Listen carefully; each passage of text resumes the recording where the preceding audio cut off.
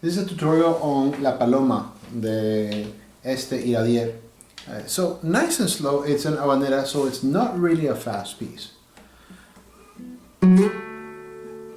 Right, so as you go up, you have to repeat that note.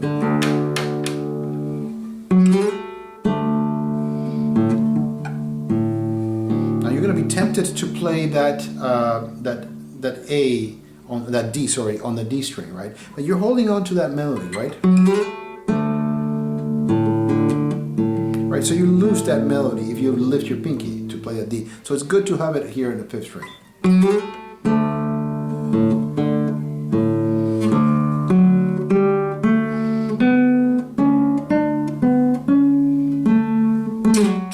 Right, so you slightly,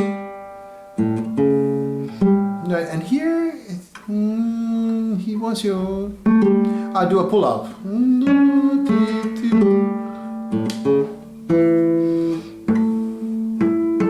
Right, and those are harmonics. So just a little bit of that moving line.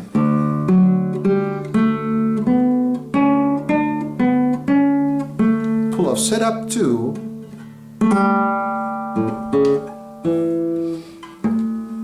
Right, so you're holding onto that.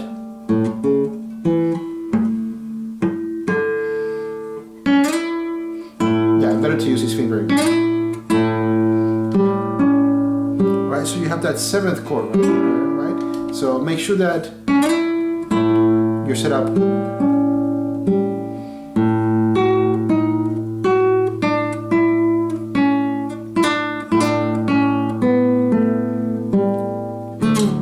That's just A.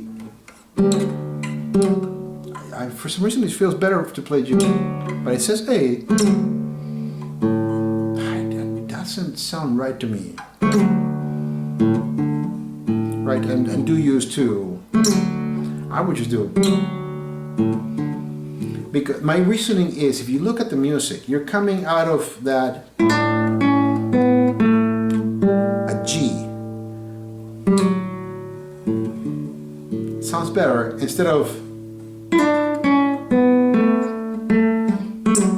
right, because that's an A, but the case is G.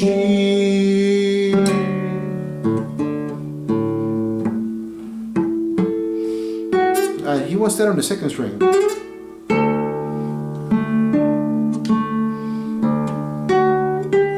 Now here you have 3 against 4, right?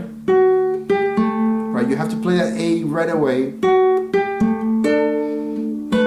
Right, you go back to the bar, 4th string and 1st string. Pretty C sharp, right? Right, and again you have that 4 against 3. Right? So one more time, just that high part.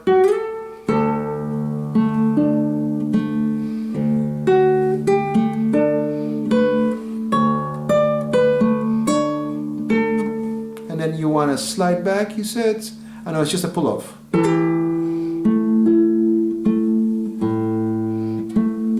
Right. And he wants, that's still in the...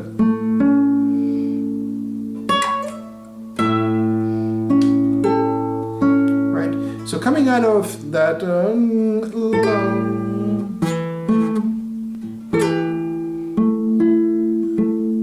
change position to 6, 4th string, 3rd string.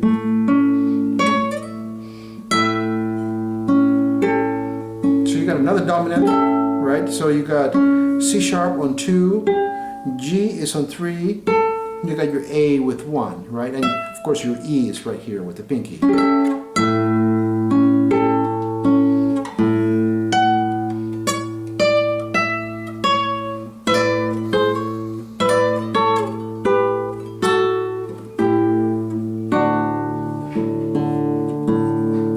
Let's talk about that part.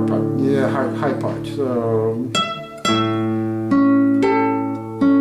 and he does say harmonic on a 12. I don't know why you have it crossed out. I think it's a good idea. Use 2. Right? F sharp. So that's your 14th fret. 10th fret here. 3, and then set up 1 and 3, right, for your D and your B, and right below your B, here on the E, you're going to pull off. Right? Alright, pull off right there. Move back 1 fret, 1 and 2, move that over, and then he's kind enough to tell you switch to 1 and 3, then 1 and 3 over here in 3rd position, and then 1 and 2.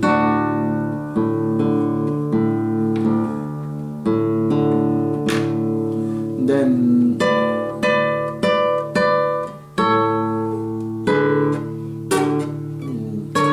says, oh, it's aha,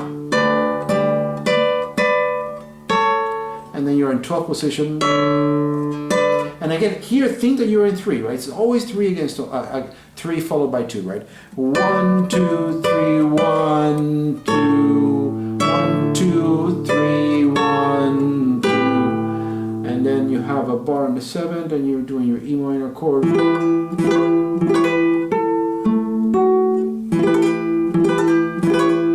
So quite a bit of acrobatics for the pinky.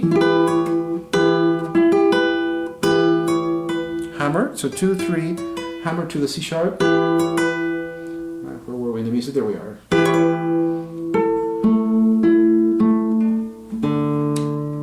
My strings are old.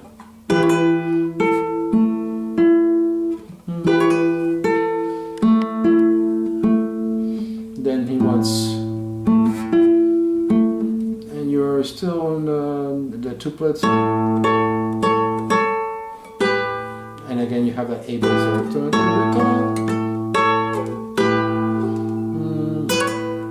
Right, excuse me.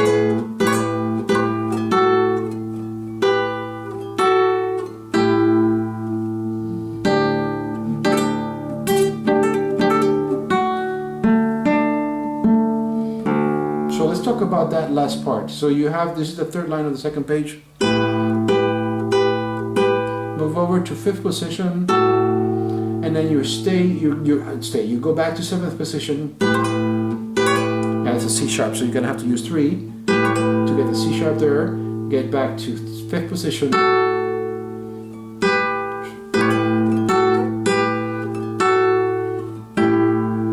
and then you land a bar in 3rd position, right? Complicated rhythm. So if you put it all together, sorry about that. It's actually here.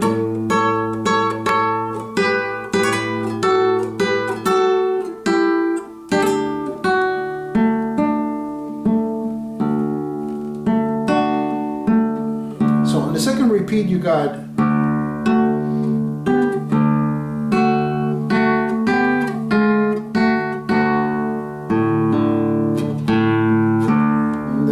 up here 5th.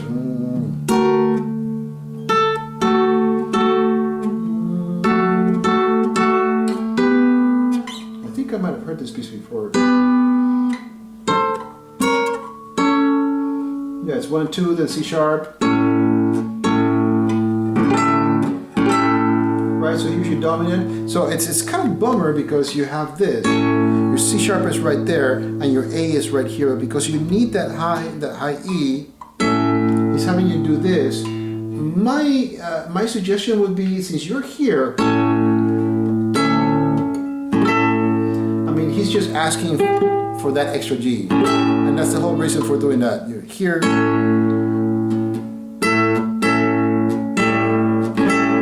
Yeah, it makes sense. That's fine. Then, but that part is not that bad. Let's just make sure that we got that from the second repeat. And he wants that on 2 and 4, so that was wrong in 1st position. I guess he wants it here.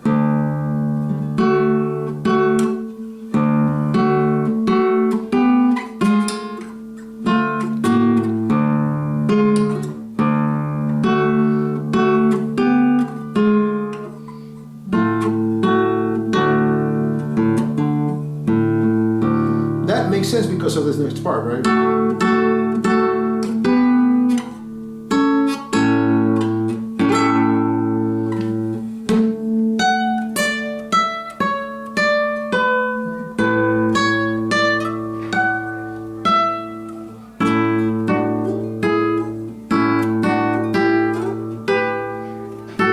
that's the fermata.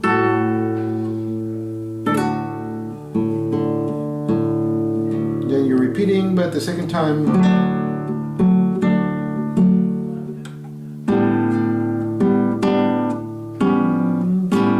So.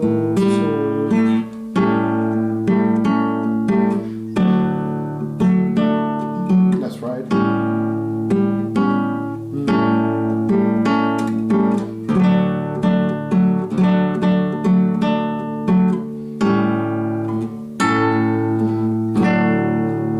So last part, just fun.